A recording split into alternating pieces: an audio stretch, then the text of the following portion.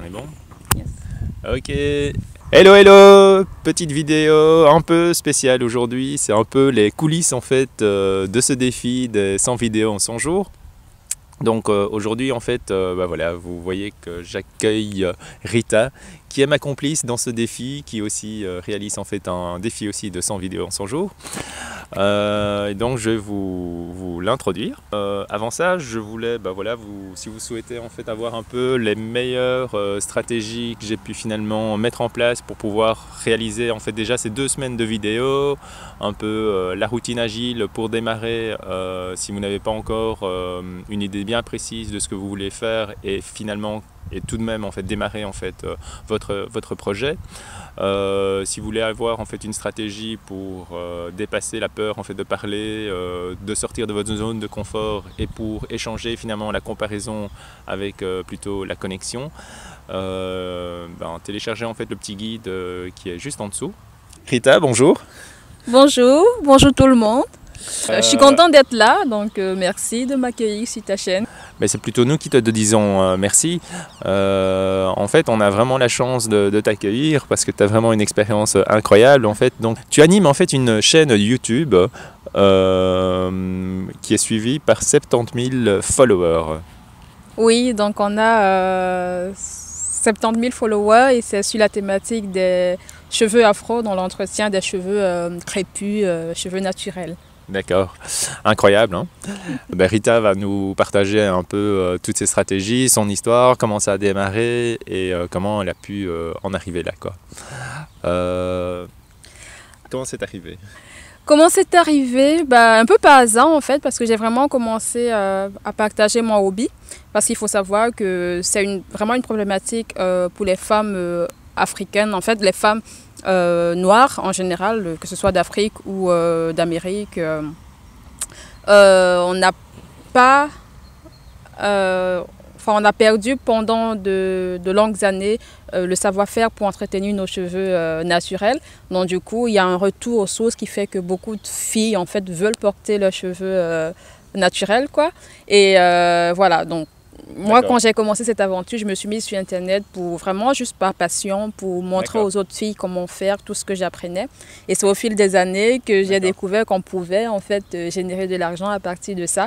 Et donc voilà. Et pour le moment, la monétisation, c'était plus par des coachings via Skype ou encore des coachings physiques, des ateliers physiques ou encore la création de ma gamme de produits capillaires que j'ai lancée récemment.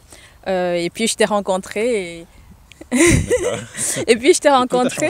Voilà, et tout a changé effectivement parce que Killstone m'a montré des méthodes en fait pour mieux monétiser mon audience. D'accord, donc vraiment, donc voilà, c'est vraiment très naturel. Ça s'est passé de manière super naturelle finalement, ton démarrage de cette chaîne. Est-ce que tu as eu des freins quand tu t'étais lancé? Comment ça s'est passé? Quels étaient peut-être tes blocages ou tes obstacles que tu as dû surmonter pour en fait lancer ta chaîne en fait? Premièrement, c'était le temps. Oui. Parce que j'étais étudiant, donc c'est plus pendant les vacances que je pouvais plus facilement poster des vidéos. Au départ, bien sûr, tu es motivé et puis après quelques mois, voilà, tu laisses un peu tomber, surtout parce qu'il n'y avait pas d'objectif. C'était un hobby, quoi. Donc, vraiment, je le fais quand j'ai du temps, c'est tout. D'accord. Mais tu as quand même publié, tu publiais quand même régulièrement ou au départ c'était un peu de manière épisodique que tu faisais tes publications? Mais au départ, c'était vraiment de manière épisodique. On va dire, voilà, je vais peut-être publier sur 2 mois, assez régulièrement. Et aussi... Régulièrement, c'était combien de temps? On va dire... En fait, il y avait 2 vidéos par semaine parce que nous sommes 2 sur la chaîne, ma meilleure amie et moi. Donc, on a vraiment commencé ensemble. Et donc, je publiais une vidéo et elle aussi une vidéo. Donc, ça faisait 2 vidéos sur la chaîne. Mais après, quand on disparaissait ensemble en fait. Donc, il n'y avait plus rien du tout sur la chaîne. Et après, on se remotivait, on revenait. Voilà, Est-ce que tu peux dire que ce fait d'être à 2, ça t'a aidé pour finalement animer et tenir sur la durée ta chaîne YouTube? Oui, clairement, parce que je ne pense pas qu'en étant seule, j'aurais fait tout ce que j'ai fait.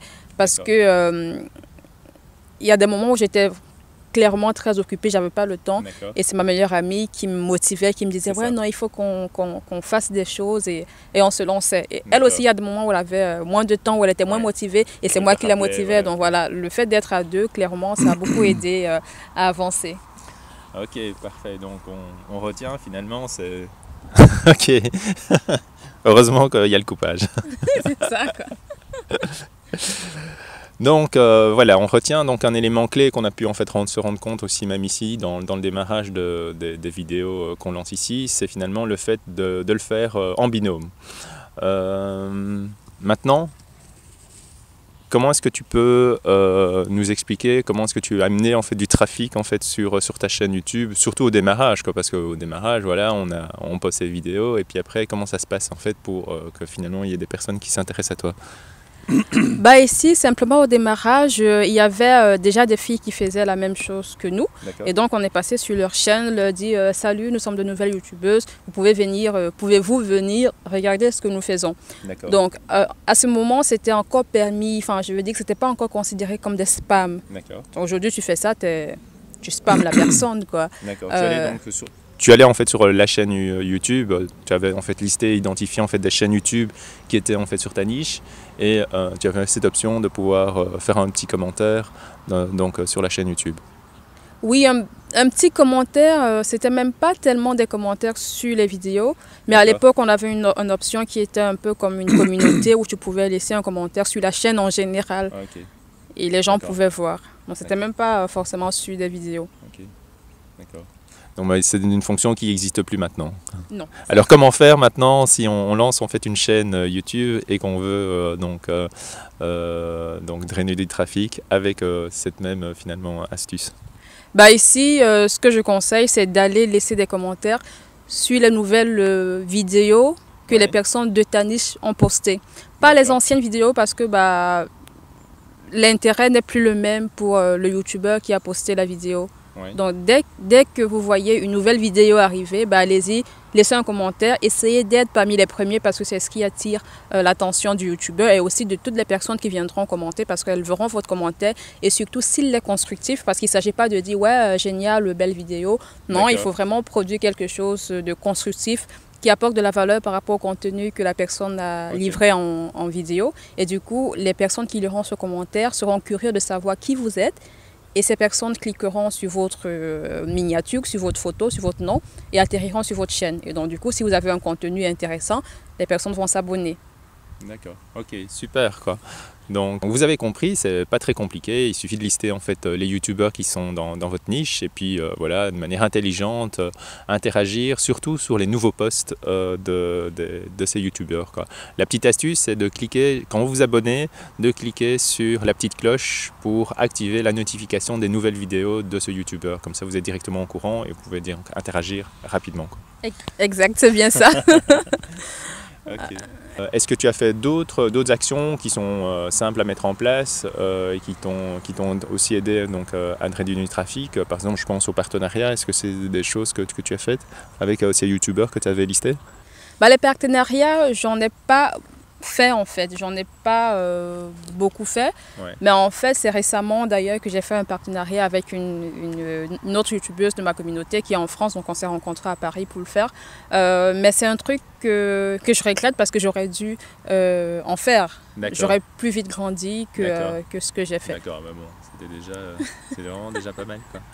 D'autres actions que tu as pu mettre en place d'autres actions quoi, au démarrage? Alors au démarrage, j'étais vraiment proche de ma communauté, donc j'essayais de répondre aux questions des gens en fait, d'être assez présent, d'être disponible et d'aider effectivement. Et ça prenait aussi du temps de devoir répondre aux commentaires, mais c'est comme ça qu'on construit du lien avec sa communauté. D'accord. Parfait, merci Rita. On vous tiendra encore au courant d'autres astuces qui peuvent vous aider au démarrage en fait, de votre projet ou de votre chaîne YouTube. On va peut-être ici simplement déjà un peu vous raconter en fait comment ce défi a commencé et comment voilà, on en est arrivé là. Rita, en fait on s'est rencontrés, pour le moment on suit une formation commune en informatique d'IT manager et voilà, c'est comme ça que ça s'est passé. Effectivement, et quand on s'est rencontrés, donc tu avais ces connaissances dans l'infoprenariat, donc comment monétiser son audience, et moi j'avais ma communauté que je ne monétisais pas encore assez. En fait, je faisais des coachings physiques ou via Skype, et puis j'ai récemment créé ma gamme de produits capillaires, et donc en rencontrant Kilson, il m'a dit mais en fait tu pourrais vraiment optimiser la monétisation de ta chaîne, et c'est comme ça qu'il m'a donné beaucoup de conseils, et au fur et à mesure il m'a aidé avec l'agilité à mettre en place, comment on va dire ça, à mettre en place des actions, qui m'ont permis aujourd'hui d'un peu plus avancer dans ce sens-là. Ouais. Donc, comme vous pouvez donc le savoir, donc l'agilité, ça permet beaucoup de choses. Ça permet déjà de démarrer ici. Ici, le projet, c'est le projet monétisation finalement de son audience. Et donc, on avait différentes, voilà, il y avait différents souhaits, il y avait plein de choses qu'on peut faire. Et un des intérêts en fait de la méthode agile, c'est qu'au départ, on se focalise sur un sprint. Donc, on doit décider d'abord de ce qu'on va mettre en action. Et donc, une des choses qu'en fait j'ai pu finalement peut-être apporter dans le démarrage, c'est comment prioriser finalement toutes les actions, quoi. Oui, effectivement, quand on s'est rencontrés, je ne savais pas trop sur quoi mettre l'accent. Donc il y avait ma gamme de produits capillaires qui venait d'être lancée, mais ça me prenait beaucoup de temps, en plus de la formation qu'on a commencé, en plus des vidéos qu'il fallait faire. Bref, je ne savais pas sur quoi en fait mettre l'accent, et tu m'as aidé à découper le tout, à hiérarchiser, à donner un degré d'effort pour chaque tâche et une business value, donc la valeur de chaque tâche. C'est comme ça que j'ai su exactement ce sur quoi il fallait que je mette l'accent maintenant. Et du coup, je suis beaucoup plus zen, en fait, je sais où je vais grâce à cette méthode que tu m'as apportée. Voilà.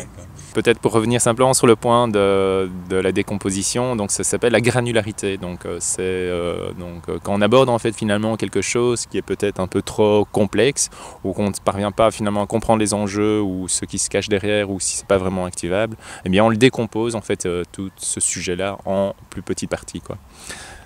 Oui, donc chez moi, la décomposition, en fait, on a compris qu'il fallait d'abord que je commence par capturer des adresses, en fait. Ouais, que je commence. C'était ton premier, c'était Ouais. vraiment ta tâche la plus urgente, Oui. qui t'apportait finalement qui avait la plus de valeur pour un minimum d'effort, quoi. Pour un minimum d'effort, justement, parce qu'ici, en rien que 2 vidéos, j'ai eu plus de 1000 inscrits sur ma liste. Donc, c'était vraiment une tâche très facilement activable. En 2 jours, donc. En 2 jours, oui. Effectivement, en 2 jours, j'ai eu plus de 1000 inscrits. Oui, c'est vraiment incroyable.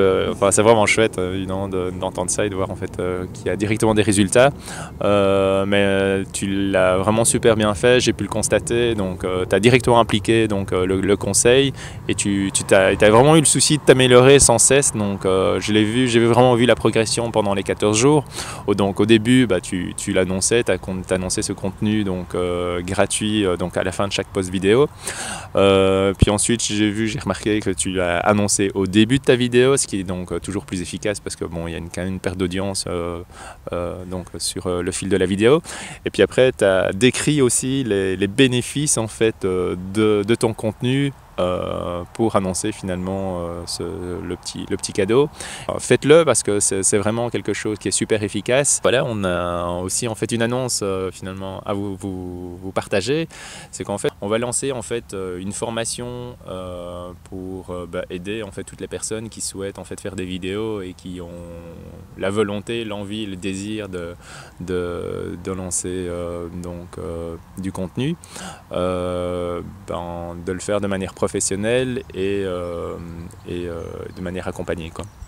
Oui, effectivement. Et ici, l'idée, c'est vraiment de prendre quelqu'un qui n'a pas forcément de connaissances dans comment faire une vidéo, ou alors qui n'a même pas encore de sujet pour se lancer. C'est de le prendre et de lui donner toutes les clés, tous les outils pour se lancer. et finalement l'amener jusqu'au point où il commence à gagner de l'argent sur Internet. Donc voilà, donc c'est une formation qui va apporter beaucoup de valeur aux gens et j'ai hâte qu'elle soit prête, quoi. Si, bah oui, évidemment. Mais donc l'idée, c'est pas seulement de vous donner en fait le contenu et toutes les bonnes stratégies ou notre expérience, mais c'est vous le délivrer aussi la méthode ou la manière de le faire en mode agile, c'est-à-dire que c'est pas finalement, c'est vous qui décidez finalement ce que vous mettez en place, de pas vous le donner finalement quelque chose qui est du contenu ex cathedra, de manière traditionnelle. Il y a cette étape-là et puis cette étape-là. L'idée, c'est vraiment finalement de le faire en fonction de ce que vous avez compris, de ce que vous voulez mettre en place et de vous donner la possibilité finalement de tester en fait toutes les bonnes stratégies, les bonnes actions qui sont préconisées, quoi. Voilà. Moi, ce que je vous conseille, c'est d'aller voir évidemment la vidéo, la chaîne de Rita, pour voir évidemment comment elle s'y prend. Vous aurez le lien en bas. Effectivement, vous verrez comment j'annonce mon lead magnet en fait.